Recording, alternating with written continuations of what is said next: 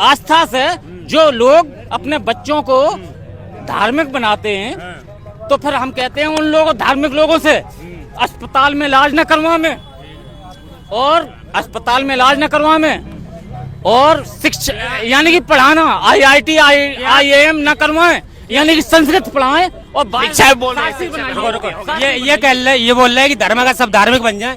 क्या राम मंदिर बनने से इतनी चुवन और युवा धर्मों में कोई वो नहीं बन रहा है स्थल? तो किस धर्म का राम मंदिर के अलावा तुमने विरोध किया बता? मैं तुम्हें अभी समझाता हूँ विरोध क्यों हो रहा है राम मंदिर का, बता देता हूँ। मक्का मदीना बनाने वाला किसी राजनीतिक दल का नेता नहीं था, पॉलिटिक्स नहीं शामिल थी। स्वर्ण मंदिर बनाने वाले में किसी पॉलिटिक्स का योगदान नहीं था, किसी भाजपा जनता पार्टी ने नहीं बनाया था। मंदिर किसी चर्च को बनाने में किसी राजनीतिक दल का योगदान नहीं था, लेकिन राम मंदिर बनाने में भरपूर राजनीति हुई है, भरपूर राजनीति का योगदान है। हर गली में नेता निकला है, इसलिए उसका अपोज और विरोध हो रहा है, यही एक कारण है। ठीक है, नहीं एक मिनट मैंने बता दिया कि मंदिर का विरोध और अपोज क्यों होता है, क्योंकि इसके पीछे राजनीति है, इसलिए विरोध हो रहा है, और चीजों के पीछे राजनीति नहीं थे। ये तो धोती खोल रहा है। सुनो, डेमोक्रेटिक देश है, लोकतांत्रिक देश है, और इसमें आलोचना भी झेलनी पड़ती है, और अधिकार है इस देश के लोगों का हर चीज की आलोचना करने का। तुम्हें विरोध करना, तुम मक्का मदीना का विरोध कर सकते हो, तुम्हें करना स्वर्ण मंदिर का कर सकते हो, जिसे जिसका विरोध करना स्वतंत्र है, लेकिन तुम किसी के विरोध को दबा नहीं सकते। विरोध दबाना ये कानून अपराध है। ठीक है, विरोध करना हक है इस देश का हर नागरिक का, और वो कर रहा है। मंदिर पे विरोध हो रहा है क्योंकि मंदिर के पीछे राजनीति छुपी है। दरअसल तुम मंदिर का विरोध समझ रहे हो, वो मंदिर का नहीं, देश की घटिया राजनीति का विरोध है। क्या जवाब देंगे आप? ये हज हाउस जो गाजियाबाद में बना है, अखिलेश ने नहीं बनवाया क्या? पूछो। हज हाउस अखिलेश ने नहीं बनवाया। सुनो एक मिनट, सुनोगे जब तो बताऊंगा, नाचने से नहीं बनेगा। हज हाउस जो था आजम खां अखिलेश सरकार में मंत्री था। सुनो यार, सुनोगे जब तो बताऊंगा, पूरी बोलूंगा, तुम्हारी बोलूंगा। बनवाया, एक सरकार ने बनवाया, हज हाउस बनवाया, और दूसरी सरकार ने आकर उसको बंद करवा दिया। कोई भी मुसलमान सड़कों पे उतरा उस हज हाउस के लिए, किसी ने उसका विरोध किया? देश का कितना मुसलमान उस हज हाउस के लिए लड़ रहा है, कितना मुसलमान दूसरे धर्म के लोगों का विरोध कर रहा है कि तुमने हज हाउस बंद क्यों करवा दिया? बताओ मुझे, है कोई? और दूसरी बात, और योगी आदित्यनाथ ने कैलाश मानसरोवर इंदिरापुरम में बनवाया। ठीक है, बनवाया कि नहीं बनवाया? बनवाया ना, तीर्थ जाने के लिए। तो किसी का कोई ऑब्जेक्शन है? नहीं है ना, क्योंकि भैया वो एक अच्छी चीज है, उसके पीछे पॉलिटिक्स नहीं है।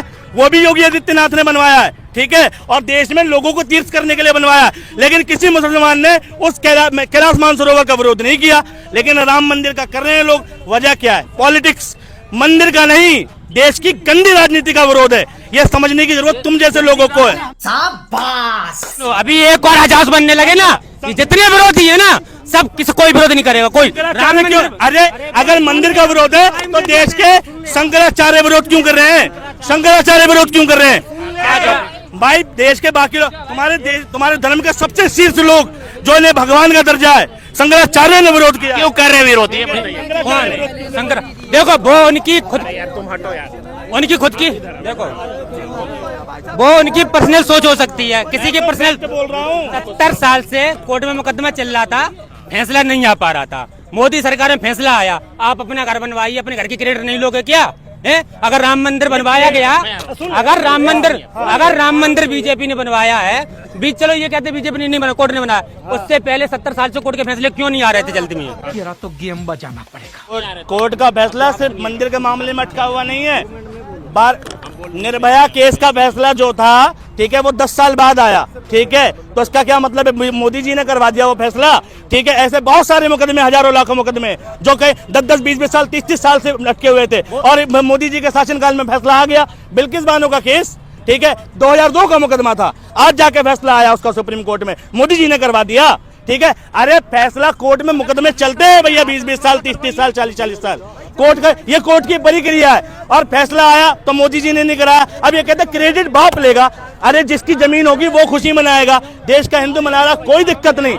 वहाँ उस रामलीला का जो राम मंदिर की कमेटी थी वो क्रेडिट लेती, कोई दिक्कत नहीं। ठीक है, निर्मोही अखाड़ा क्रेडिट लेता, कोई दिक्कत नहीं। देश का प्रधानमंत्री क्रेडिट लेगा, देश के प्रधानमंत्री ने बनाया। तो दोस्तों, जैसा कि इस चश्मे वाले भाई ने इन भक्तों की बोलती बंद कर दी, और इतना ही नहीं, आगे आपको और भी मजे आने वाले हैं। तो बने रहे वीडियो में एंड तक। मोदी जी को देश चलाने के लिए चुना गया है, मंदिर मस्जिदों के उद्घाटन के लिए थोड़ी चुना गया है। ठीक है, ऐसा थोड़ी है। क्या बोलेंगे आप? ये अभी बोल रहे हैं कि 10-10 सालों के फैसले अभी आए। कांग्रेस ऐसी पॉलिसी क्यों नहीं ला पाई जो फैसले जल्दी आते? ये सुन, पूरी बात खत्म, पूरी बात सुन। तो बहुत देर बोला ना, बहुत देर बोला। 10 सालों ये इन्होंने अभी जितने फैसले सुनाए ना, इन्होंने बोला सब मोदी सरकार में आए हुए हैं, क्योंकि ये पॉलिसी अच्छी आई है। कोर्ट के लिए पॉलिसी अच्छी आई तभी तो फैसले आए। कांग्रेस सरकार में क्यों नहीं फैसले आए, ये कहना चाह रहे। अरे अगर ये पढ़ते नहीं तो इनमें मेरी गलती थोड़ी है। साहबानो केस का फैसला कांग्रेस की सरकार में आया था। ठीक है, मंदिर का गेट द्वार खोलने का फैसला भाई कांग्रेस की सरकार लाई थी। ठीक है, और ऐसे न जाने कितने फैसले कांग्रेस के टाइम में आए थे।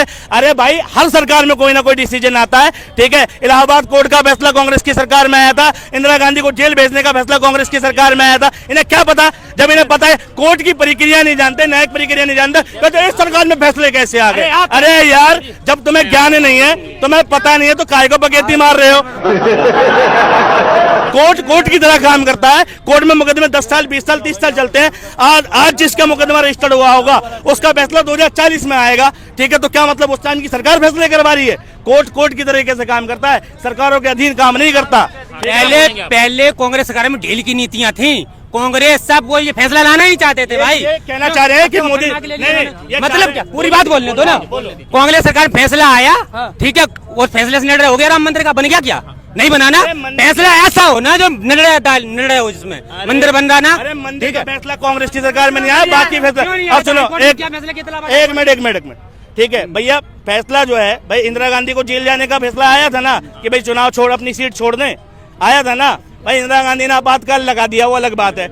जब ये कहते हैं कि बीजेपी के सरकार में फैसले आ रहे हैं, तो ये डायरेक्टली कोर्ट को मैनेज करने की बात करते हैं कि मोदी सरकार कोर्ट का जज भी खरीद रही है क्या? ठीक है, मोदी सरकार क्या कोर्ट मैनेज कर रही है क्या पीछे दरवाजे से?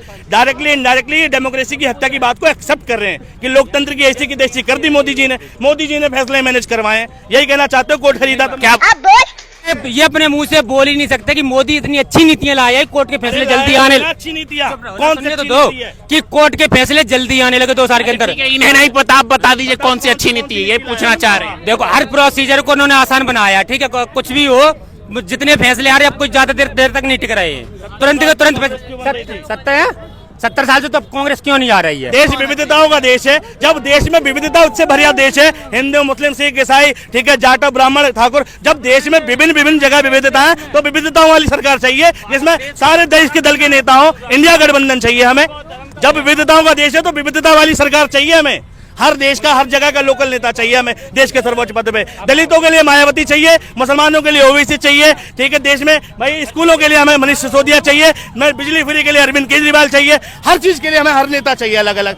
शाबाश बेटा, बहुत बढ़िया। कहना चाहिए अखिलेश के चाचा, अखिलेश का भाई। ऐसा नहीं बोला, आप गलत बोल रहे हैं। मेरी बात सुनो, आप गलत। इंडिया गठबंधन है क्या? सुनो, इंडिया गठबंधन सपा है कि नहीं है? और जो भी कांग्रेस है जितनी भी है, परिवारवाद चाहिए उनमें। क्या क्या? जैसे अखिलेश पहले अखिलेश विधायक बनेंगे। पंकज सिंह कौन है? नहीं, एक मिनट, राजनाथ का लड़का पंकज सिंह कौन है? ठीक है, अरे 10 ऐसे 50 नाम गिना दूंगा मैं। अजीत सिंधिया कौन है? वसुंधरा राजे कौन है? ठीक है, नारायण राणे कौन है? अजीत पवार कौन है? किसकी औलादे हैं ये? परिवारवाद नहीं है बीजेपी में। और परिवार के 15 विधायक सपा में सिर्फ अकेले। अगर किसी का 1-2 बंदा लड़का आ गया, किस राजनाथ का लड़का है? सुन तो लोग, राजनाथ का पंकज सिंह कौन सी बड़ी पोस्ट पे मंत्री, केंद्रीय मंत्री बन गए। और जैसे ये सपा के 5 बनते हैं ना, भाई बहन सब कोई ना कोई मंत्री, कोई गृह मंत्री, कोई मंत्री। परिवार में ही हर चीज रहती है। परिवार देश के लिए है, परिवार के लिए नहीं है। ये सब परिवार के लिए है। जो देश के लिए होगा वो लाखों का सूट पहन दिया, ठीक है, लाखों का चश्मा लगा रहा है, लाखों का पेन लगा रहा है, ठीक है, हवाई यात्रा पे लाखों खर्च कर रहा है, 6 लाख रुपए के सेल्फी पॉइंट बनने हैं, वो देश के लिए बना रहा है। नरेंद्र मोदी के सेल्फी पॉइंट का खर्चा पता है? 6,25,000 रुपए एक सेल्फी पॉइंट का। मोदी जी के साथ सेल्फी खिंचाने के लिए इस देश के खजाने से 6,25,000 रुपए एक सेल्फी पॉइंट के जा रहे हैं। ये देश के लिए कर रहे हैं। शर्म से डूब मरो यार, ऐसी बात कर रहे हो तुम। तो दोस्तों, जैसा कि इस चश्मे वाले भाई का कहना है कि राजनीति में सभी धर्मों के लोग रहना चाहिए, और इस भाई ने सही कहा या गलत, इस पर आपका क्या प्रतिक्रिया है आप कमेंट में बता सकते हैं। बाकी ऐसे अंधभक्तों के लिए 2 शब्द कमेंट में ज़रूर लिखिएगा।